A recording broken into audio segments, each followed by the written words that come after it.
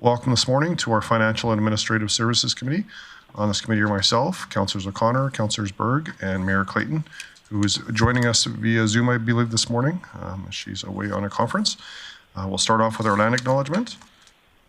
So the city respectfully acknowledges the Beaver, Cree, Dene, and Métis people as the original caretakers of these lands and surrounding areas. We're grateful to live, work, learn, and play on Treaty 8 territory within Turtle Island, and acknowledge these diverse lands have been home to diverse and sovereign nations, First Nations, and Inuit nations since time immemorial. So from there, we'll move on to an adoption of agenda. Councillor Berg. Thanks, Chair Palat. I would move committee adopt the agenda as presented. Okay, thanks for that. Vote. Councillor O'Connor in favour. And that carries. And our next item up for business is our delegation. And so we have some folks from the Bear Creek Folk Festival that wanted to come in and talk to us. So Sarah from your team, if you would like to come up, please, that would be great. Let's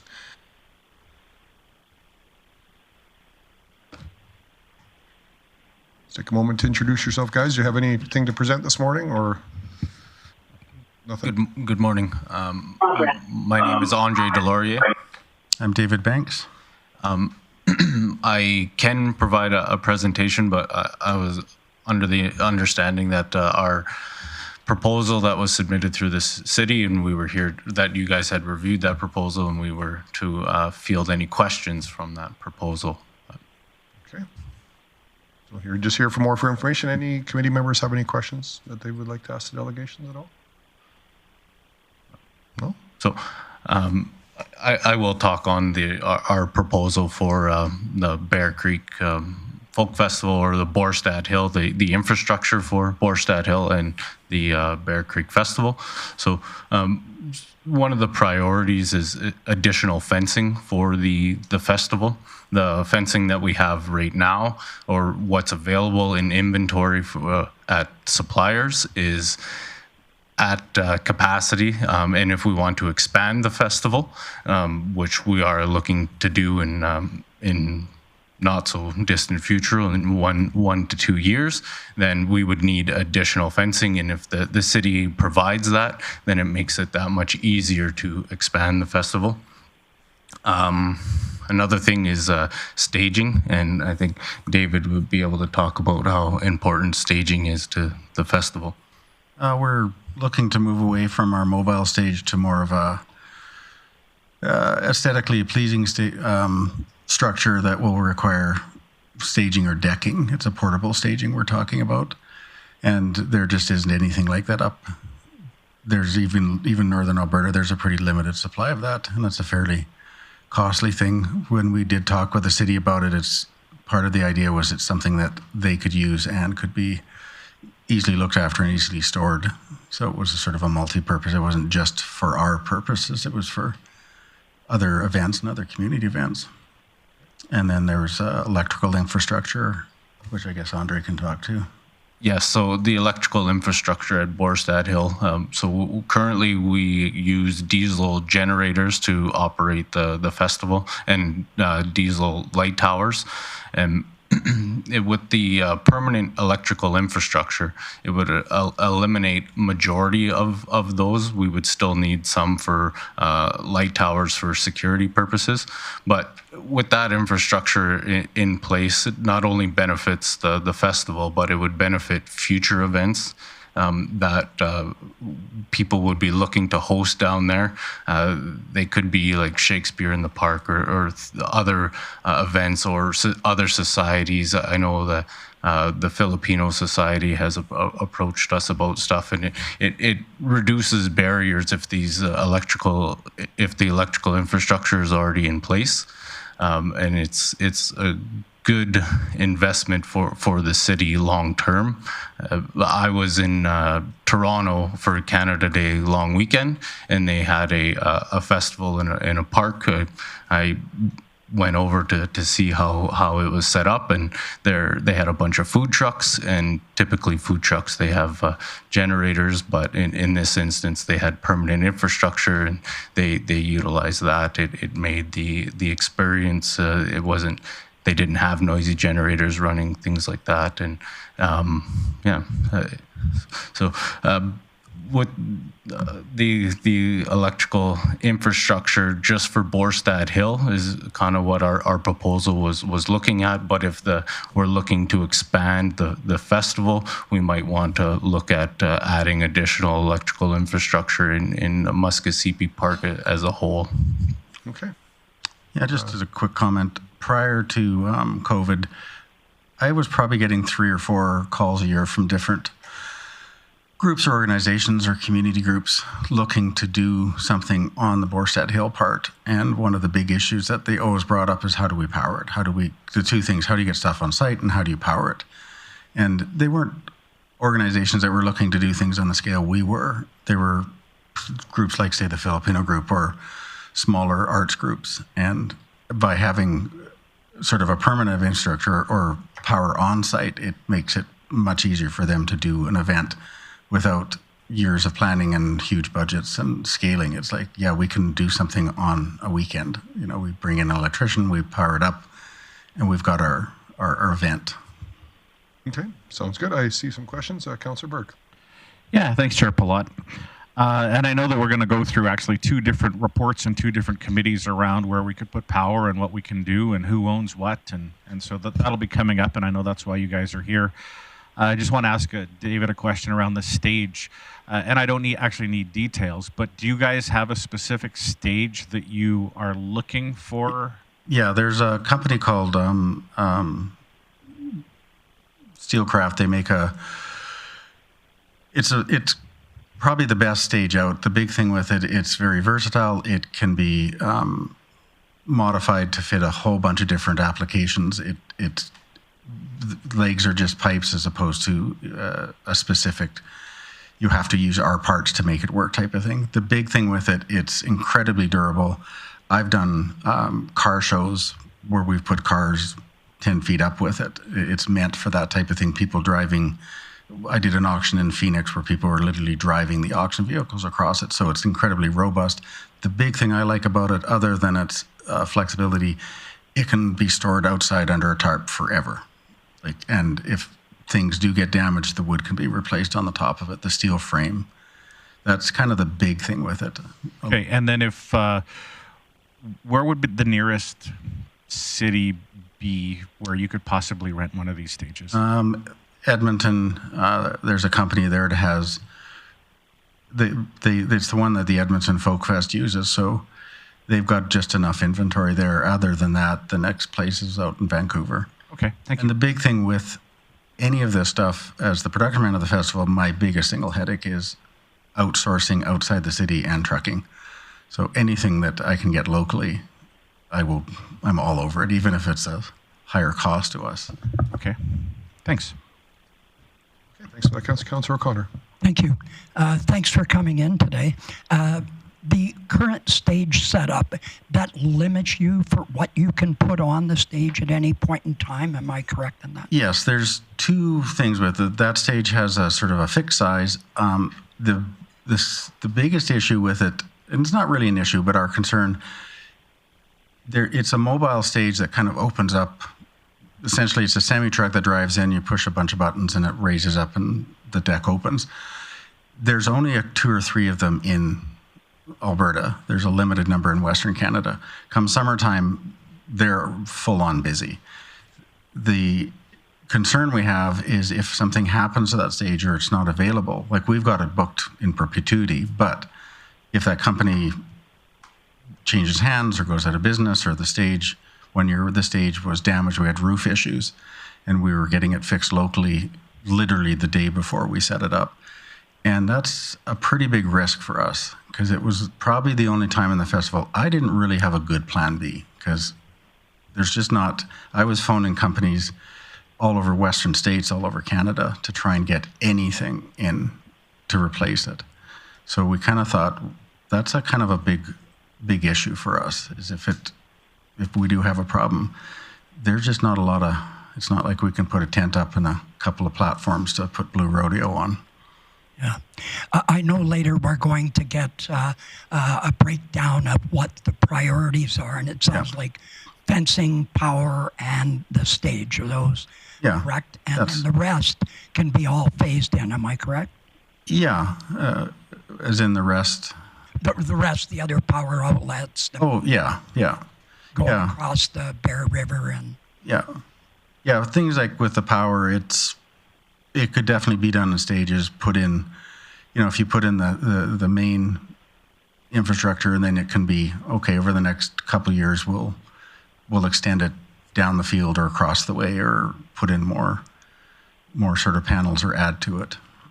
And one last question. So the size of the stage, I think, is 48 by 48. Yeah, that's about right. Right. It comes in. Collapses to not a very large size, is easy to move. Yeah. It breaks down into heavy-ish 4x8 panels, but it's not a big issue to move. That 48 by 48 would basically sit on a flat deck trailer, because it can be stacked fairly high and strapped down. Is there any concern with other groups using it and damaging it? They would really have to work hard to damage it. If the only time seriously that I've ever seen it damaged was people with forklifts just really hitting it hard. I'm talking robust. I've put, with the car show, we had Dodge 1-ton dually trucks driving up and down on it, and it's well within its capacity. It's not a lightweight type of stage. It's, the one that stays at Bonnet Center is a great stage for what they use. This is probably easily twice as strong. And the big thing, as I said, it doesn't require any special treatment. If you cover it under a tarp, that's where the one that we use, it sits under a tarp all winter. Thank you very much. Gotcha. Just a couple questions for me, guys. So the 48 by 48 stage, can you make this a 16 by 16, or it's a big 4x8 panels? You can do whatever platforms. And one of the other big things, it's not proprietary legs with it. So another time we used it, we did a fashion show. We just went and got a bunch of, it's called Sked 40 pipe or aluminum pipe, cut it to the appropriate size that the designer wanted, and it could be anywhere from 2 inches to 48 is about its height. We've actually gone higher where we get into, that gets into some structural things, but you just cut the pipe to whatever size you want. Okay. And I'm not sure if you guys would have these numbers readily available. I'm just, for my mind again, what is it you guys spend annually on power, on staging and fencing, just so I know the impacts this would make to the folk festival? Yeah. If you don't mind, Sarah, yeah. Sure, no, absolutely. You're good to come up, sir. We can grab you another chair here too.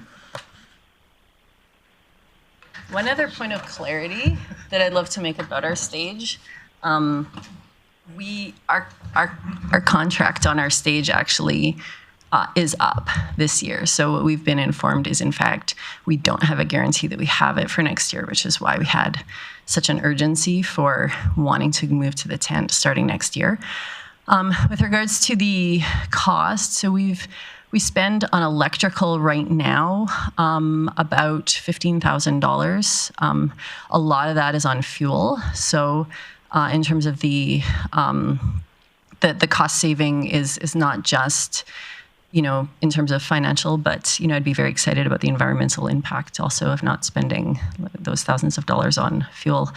The stage itself that we rent costs, right now, again, within the contract that we had was, what were the different items you wanted Sorry, you got the electrical, just wondering about fencing and, fencing. And the stage rental. So the stage itself, like I said, we have been getting it for $10,000 for just the stage.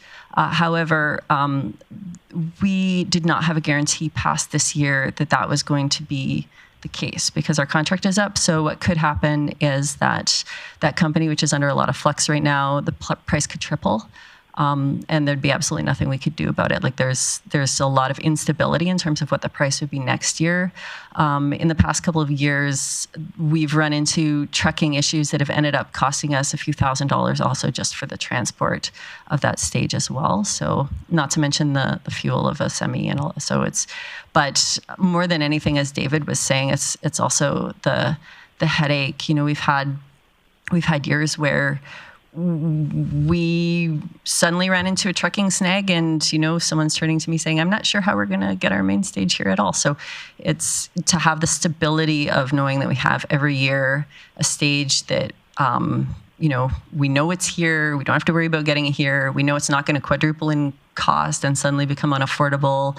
A couple of years ago, also because someone else was using the stage at our 2022 festival, they brought it somewhere else and the roof blew off of it. And we were told, until David came up with some absolutely mad fixes, we were told, you know, not sure how you're going to have a stage this year. So it's actually caused a lot of stress and instability in terms of, and the cost of having to learn right before the festival that we don't have a main stage at all is incalculable.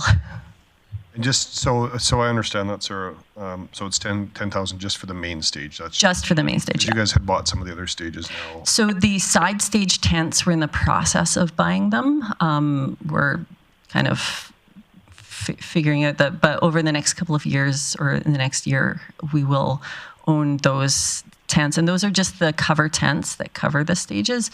The stage platforms themselves, we don't own those. We build possibly out of the staging that David's talking to you guys about. It would be the same staging that we're looking to purchase.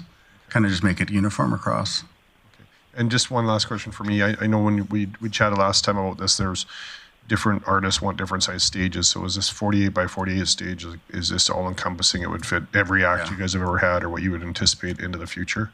Yeah, definitely. We're never going to get an artist that's going to need anything more than that. You're getting into a whole different type of artist, different festival. Okay. No, thanks for that. Councillor O'Connor? Yeah, I'm just wondering if the city or whomever owns it, will the city or your group provide people to help and assist assembly? Because if you give it to somebody, I guarantee, I don't care how robust things are, they're going to break them. Yeah, so, that's something we've talked about right from day one as we buy infrastructure. Edmonton Folk Fest does a lot of behind-the-scenes supports for small community groups. They own a lot of, just about all their own infrastructure. So a number of festivals I worked at when I lived in Edmonton, the Edmonton Folk Fest would supply some tents or supply some kitchenware or supply some expertise. And it made a big difference in the community because you had small festivals that, again, starting out don't have the budget to do that or the expertise. And that's something Sarah and Gordy, the assistant producer, myself have always talked about as we buy infrastructure, we buy tents and staging or anything like that. The long-term goal is to support the community. And we're doing that already on a number of consultations and helping out that type of thing. Okay, thank you. All right, I see no other questions from committee, so I appreciate you answering the ones we had, and we'll be able to sit here and listen to us deliberate on the report as we go through it. Thank you. Thanks. Thanks for coming in.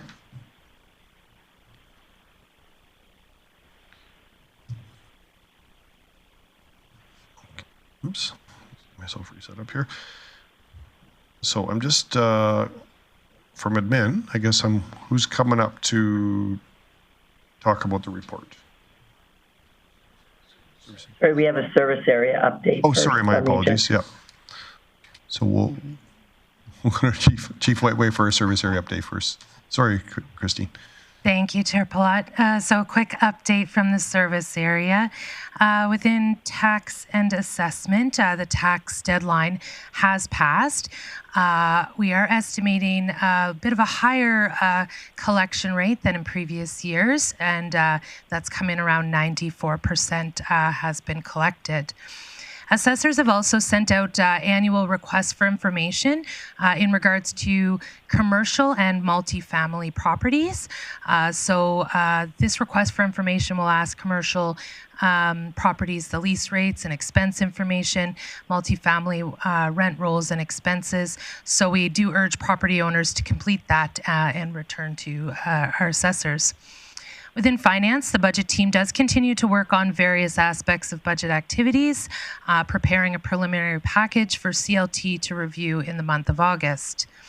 Additionally, we're finalizing mid-year capital requests that will come forward to the next committee meeting. Procurement currently has 6 bids on the market and has participated recently in the implementation and rollout of the Government of Alberta's new purchasing site, Alberta Purchasing Connection. The team has identified that there are many new efficiencies expected with the new site. And finally, IT has finalized and gone live with the grant management solution. And so working with intergovernmental affairs, as well as next moving on to sports development, wellness, culture, and ACDev to start beginning this application. And that concludes my update. Okay, thanks for that, Chief Whiteway. Any questions? Okay, seeing none, thanks for that. We'll move on to our next item of business, and I guess it's through Director Glavin, and I see Christine Donnelly's here to present. Thank you, Chair Palat. So the organizers of the Bear Creek Folk Festival came to committee and requested that infrastructure upgrades at Borstad Hill and Ernie Radbourne Pavilion be considered. Administration has been working with the festival organizers as well as some other external and internal stakeholders to prepare this report, and with that I'll turn it over to Ms. Donnelly. So thank you. Just through the chair, it was back in March that during a presentation, potential infrastructure upgrades were identified and a report was requested. So that is what I'm here today. It's quite a lengthy report, and I'm assuming that you've had a chance to kind of go through it. Administration, we did meet with Bear Creek Folk Festival. Specifically, I worked and talked with them about electrical and surface upgrades. And so within the report, options and considerations associated to those upgrades have been identified. They're summarized in that Schedule A. The potential infrastructure upgrades are estimated at in the range of $1.28 million. However, Bear Creek Festival has identified the top priority as supply and installation of electrical transformer and power kiosk at the bottom of Borstad Hill, which is estimated at $282,000. So it's recommended committee receive this report for information. Thanks for that, Ms. Donnelly. Any questions from committee?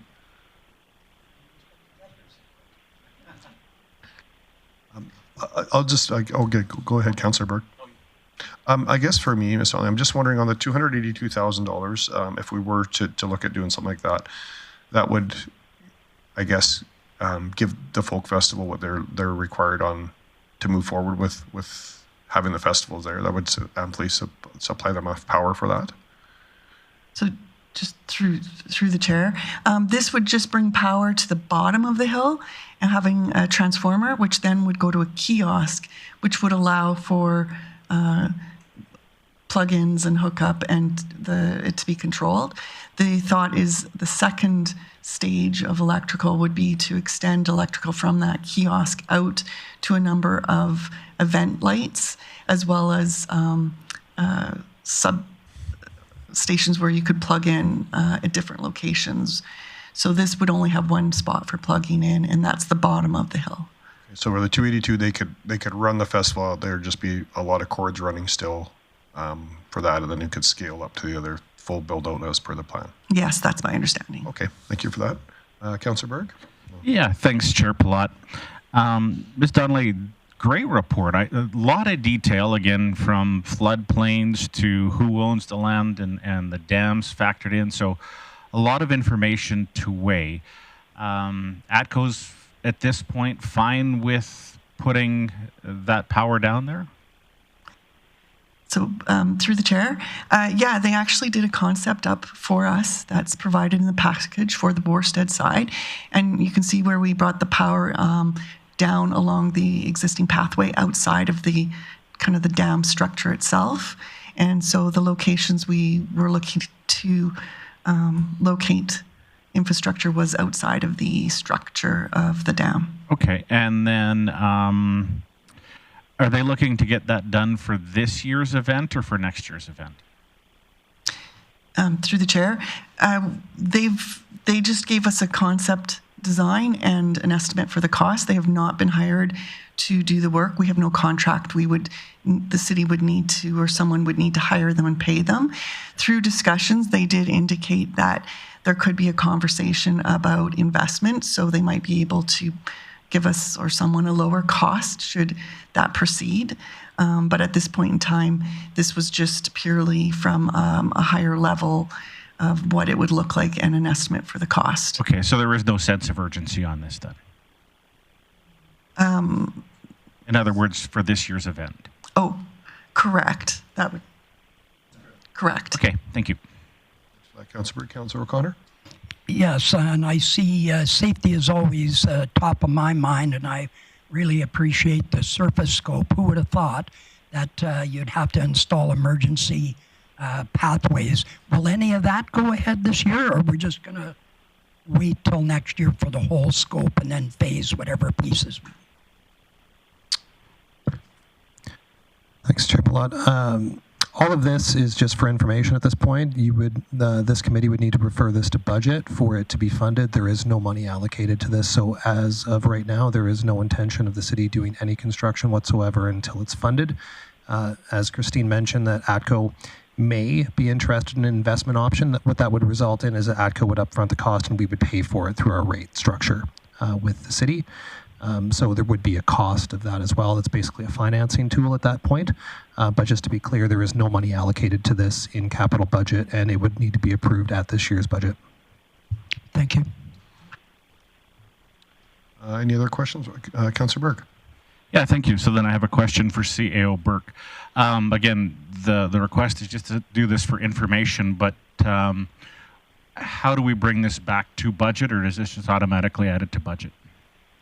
No, through the chair, if committee or council is interested in this proceeding, our recommendation then would be to refer the matter to budget. If there was some scope in mind that you'd like to refer to budget or the whole package, it could be deliberated then. At this time, though, there's no funding allocated to this project, so refer to budget would be my recommendation if interested. Okay, thank you. Can I make that? Can I ask one more question? Just looking on the report, Ms. Donnelly, like when I see the electrical scope 1, 2, so these are all scalable. If we started at 282,000, it could get Bear Creek Folk Festival operational on that. Would they still need to rent alternate power, or would this get rid of their $15,000 expense a year and they're just running cords and cables and stuff? Like I'm trying to get my head around, if we can make it work for 282, how do you bake it out to 1.2? Like, I'm just trying to understand the scalability of it and what would be missing if we didn't do the whole shot, I guess, to help Bear Creek out with it. Through the chair, this would deal with getting the power at the bottom. Currently, the Folk Festival does use generators and have other stations with power. So they probably can only run the cords from that one location a certain distance. This doesn't deal with the event lights. Even once this is supplied, there will be a cost for the power. The $15,000 right now is associated to the generator and the equipment that's rented. So this would reduce the generator at the one location with the 282, but there still will be a cost for that electrical. We won't know until we get the bill and the type of financing we do as to what that bill will be. But we can scope this. It has different levels of impact. Okay, and I'm not sure if this question will be from Ms. Donnelly or maybe somebody else. What other events are we fairly confident that we could do outside of Bear Creek that we could utilize this infrastructure? Have we looked at a bigger swath of potential events that we could bring into the park, or that we could, I know we've talked about them, but is that on the radar, and the only thing holding it back is that there's no power? I guess I'm just wondering through events if they've said, hey, we would love to have this other event, because there's no power there, we can't do it. And I'm just wondering if this is just a Bear Creek Folk Festival, or if there's a bigger build for our community on that. I'll let the heavy hitter here. Thank you, through the chair. We haven't done that work yet to reach out to other groups. I think if the potential was there, could happen. We haven't done that work yet. Okay, well, thanks. I appreciate that. Thank you. Councillor Berg, you had another question? Or you had a... Yeah, basically, I just like to make a motion that committee recommend council send this infrastructure upgrade to Borstad Hill to budget deliberations. And just speaking to it, there are some elements that I like. I see this possibly being scaled in over the course of 3 to 5 years. I don't see us necessarily doing that in one big bite, but I do think that we should have the discussion as a council on what we would like to see possibly happen for next year. If we just accept this report for information, then it doesn't go anywhere. So I think the rest of council should be able to speak on this and have some input. So I'd just like to move this forward to council and budget deliberations. Okay. Well, appreciate that. I just want to ask a question of our city manager, if I can. Budget is probably where this needs to go. I'm just wondering, with our budget calendar of a 3-day calendar and putting this, is this the right, would we have time to actually have a good deliberation, or should we do this as a council committee of the whole, or another opportunity for, I like the idea of all of council speaking to this. I'm just wondering, we can have a pretty busy budget calendar, so I'm just wondering if budget is the right spot, or if we could do it sometime before that at a council committee of the whole. My recommendation is it's sufficient to refer to budget, and we'll sync that into the calendar. Budget isn't necessarily those 3 days. We do have check-ins and things along the way, so we'll make sure there's appropriate time for debate. So just referring it to budget would be, the budget process would be adequate. No, fair enough. That's great. Mayor Clayton. Thanks, Chair Plott. To that comment from the CAO, I wonder if Councillor Berg has something specific in mind in regards to the whole package being referred to budget deliberations, or over multiple years. Yeah, there's a lot of different pieces there. Yeah, and there are a lot of pieces there. For me personally, I would like to discuss the power supply. That's just my personal opinion.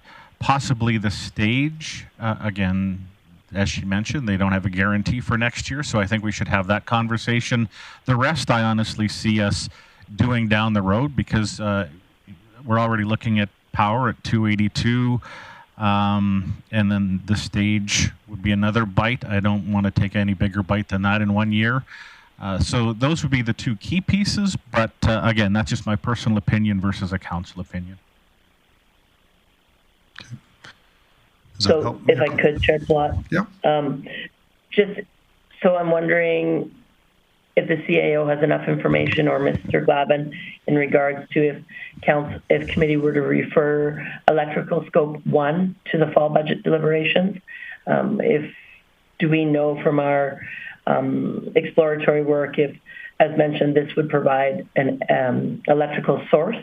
And if council were to debate and deliberate over electrical scope 1, is that enough information for administration, or would you prefer us to have discussion on the whole package? Thank you, Chair Plott. As the motion stands, we would bring all the components forward. That's how I understood the motion, was to bring the whole report, and but it can be broken up into those components. That's how we'd present it at budget, not as the total package, but as the pieces. Okay. Oh, Councillor Berg, did you? Yeah, Mayor Clayton, I'm open to a friendly amendment if you want just the electrical scope 1 and the stage. I'm fine with that. Yeah, so the stage is in the next report, and I think we can have discussions after that. But yeah, I think that probably, yeah, I'm fine with that. If you were to change your motion to, just to electrical scope 1. Yep, I'm good with that. Thanks. And just maybe another question for our CEO on that. Do we need to be more prescriptive in the motion to say we'd like you to explore opportunities with ACO for partnerships, or is that something administration would look at doing on its own? I'm just, yes, sir, Chief Glavin. Thanks, Chair Plott. This is something we work with finance to see what the best financial decision is for the city, and we can do the analysis on whether it's better long-term for us to pay for it up front or partner with ATCO. Okay, sounds good. So it sounds like admin would have that covered either way on that. Okay, fair enough. So do we have a motion in our e-scribe now?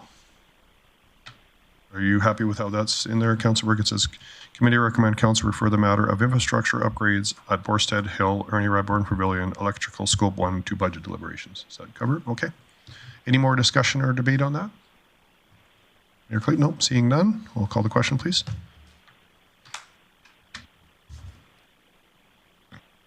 And that carries. And thanks for that report, Ms. Donnelly. That was great.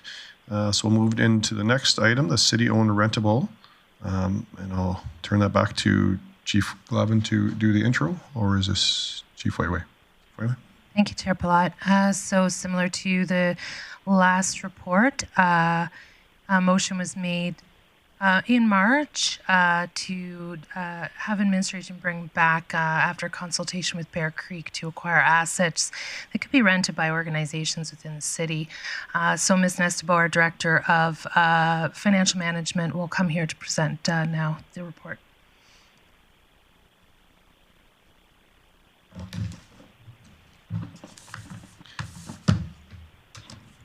Good morning. So as our CFO mentioned, this request came out of the March 11th, 2024 council meeting. Council directed administration to bring back a report after consultation with Bear Creek Folk Festival to acquire assets which can be rented to organizations within the city. Administration worked with representatives of the Bear Creek Folk Festival to determine if there were assets that the Bear Creek Folk Festival owned that the city could purchase and then rent to organizations, and also what their highest priorities were for assets that they currently don't own. Bear Creek Folk Festival indicated that they would like to retain ownership of the assets previously purchased, but they did identify priorities for assets the organization currently doesn't own. The priorities identified for rentable assets were staging and fencing. Additional details for these requests can be found in Appendix A and in the body of the report. In addition to the purchase price and add-ons, additional considerations for storage and transportation, as well as additional stakeholder interest, could be brought back to budget deliberations for council decision. The recommendation is that committee receive this report for information. Okay, thank you for that. So I'll look to my committee for some questions. Councillor Berg, did you? Well, again, I guess we've asked all of the questions to the delegation, and I think in the last one. For me personally, I don't have any interest in purchasing the fencing. I know that can be rented locally. I know it might be a tight supply, but if local business sees fit, they could always buy more fence panels and rent those out. But I am interested in moving the main stage decks forward to budget deliberation. So I guess if I was to make a motion, it would be that committee recommend the purchase of main stage decks for consideration of, I won't put the dollar total in, but it's $72,000 just for public knowledge, to budget deliberations. Okay, so the intent for this is go to budget for you? Yep. Okay, thanks for that. Councillor O'Connor? Yes, in reading the report, if I need to be corrected, I understood that some of the fencing, the 1,200 feet by 6 feet high, is not readily available. Can I have that confirmed to me? Possibly Bear Creek Festival? Okay, for the microphone, can you repeat that, please? It was indicated that it's hard to come by. It's hard to come by. So I just wanted, would you take a friendly amendment that we include part of the 1,200 feet of 6 foot high fencing if it is not available? That's one item that I would like more information on, to talk to a variety of rental companies to see what they do have. We might not need it all the way around. We might just need it, again, along the dam or different places like that. So again, I'm just going to stick to the main stage, but if you work on the fence, I'll let you do that. Oh, you'll let me work on the fence. Thank you very, very much. Well, we will have that discussion then. Thank you. Okay. Just a question for me on the main stage decks. I'm just wondering, we've got a cost of buying it. Have we figured out how we're storing this and operating it? Like, I'm just on an operational level, has the city put much thought into that? Because I know there's a $72,000 cost here. Am I wrong to assume there's not going to be an annual cost to the city for storage, maintenance, setting this thing up, tearing it down, using it? Like, it's not going to be a free, it's parked in a field kind of a cost, I don't feel like. Yes, through the chair, that's correct. We don't have a storage solution at this point. We'd have to really explore that, and there would be costs to transporting and setting it up. I would recommend that the city staff be the ones who do that work if we are the ones that own the stage. Okay. So is it, and just for me, Councillor Berg, is it possible, or I can make a subsequent motion, but I think if we're going to ask this to come to budget, for me, I'd like to see the overall scope of it. It's not just the 72,000. We're going to have to realize the city's going to have to buy a flatbed trailer, or we're going to have to find parking facilities. And then what we would look at as far as how we'd procure somebody using it. Would we be the only source that would be set up and tear down, and there would be a cost associated with that? Just to get further clarification, I appreciate Bear Creek probably has the ability to do that, but I agree with Hardman. I'm a little bit worried that if we buy an asset and then we hand it to another group and then it gets deteriorated. So just wondering if we could maybe add that as a friendly amendment. Yeah, of course. Okay. Mayor Clayton? Thanks, Chair Plott. So echoing some of your comments, I'm wondering if administration, to what depth they've explored this asset as in regards to a business case. So $72,000 approximately to purchase it. As mentioned, a user group would rent it from the city, then in turn potentially be responsible for the transportation of it, etc. It was previously mentioned storage, but have we considered rental rates, etc., and what does the business case look like on this stage? So I see Chief Waitway eagerly wanting in the queue here on that one. So. Well, thank you, Chair Palat. And what I had wanted to confirm with Council is a business case is done for each and everything that's brought forward to Council. So without saying, we would be analyzing for exactly the things that have been mentioned here this morning. That's a normal part of our budget process before anything is brought forward for decision. Okay, so if on Councillor Berg's motion, if he just added a operational component to that motion, that would cover everything from administration's perspective? Yeah, so you can head nods? It would be done regardless. Yeah. Okay. Thanks for that, and sorry, my question was if it's been done yet. So that answers it. Thanks.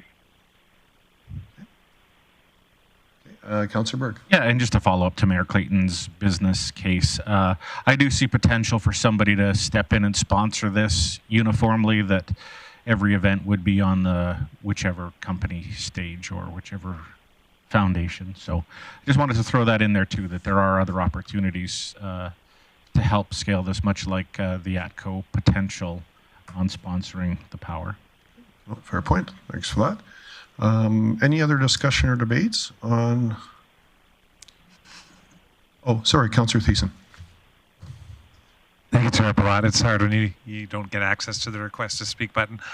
Just a couple of thoughts. I've heard a lot of the discussion. To the previous discussion, if administration is going to move forward with talking with ACCO about the potential for that electrical, I'm just throwing it in their ear right now that typically, we only have the 282,000 electrical, but you get savings when you buy in bulk. So if ACCO is going to chip in, that might be something that we may want to reconsider at budget. I also heard about storage as well. Now, decades ago, I used to run a music festival myself called Peace Starts at Home, and the city was kind enough to allow me to store my 24 by 16 stage in South Bear Creek. It wasn't quite as big as this stage, but it didn't leave a large footprint there, and eventually I had to move it out, not because the city needed more space in the storeyards of South Bear Creek, but because the stage had deteriorated after not being used for 2 years when I stopped doing the festival. So I do think with storage concerns, we do have spaces in the city. From what I heard their delegation say, a stage like this is easily tarped and it won't weather that much, not like my old wood stage did. And so those are considerations for me. The other thought that I had just around the fencing, I know this is a request for temporary fencing, which will also require storage and stuff like that. But my thought on this potentially is, what if we entertained permanent fencing along the areas that we know are probably also can be more of a safety concern as well, like people going into the Bear Creek or whatnot, like.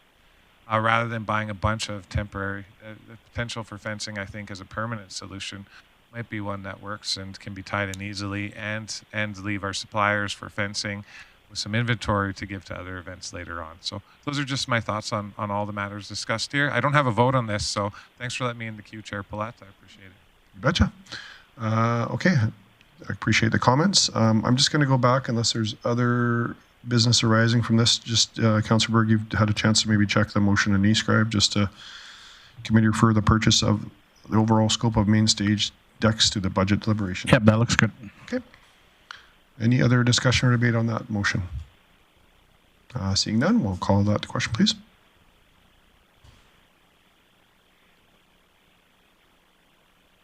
And that carries as well. So we got a couple items coming more to budget this year. Thanks, ladies, for that presentation. Appreciate it. So we have no correspondence, no other business, no bylaw or policy review. So we'll go back to Chief Waitway for our outstanding item list, please.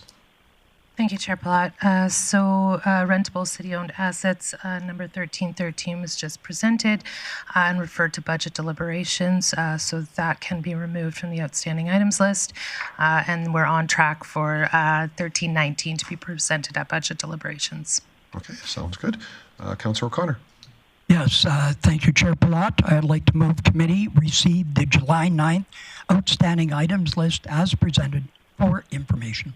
Okay, thanks, Councillor O'Connor. Please vote. And that carries. And so that we will adjourn, and we'll be back in 2 minutes with our Operational Services Committee meeting.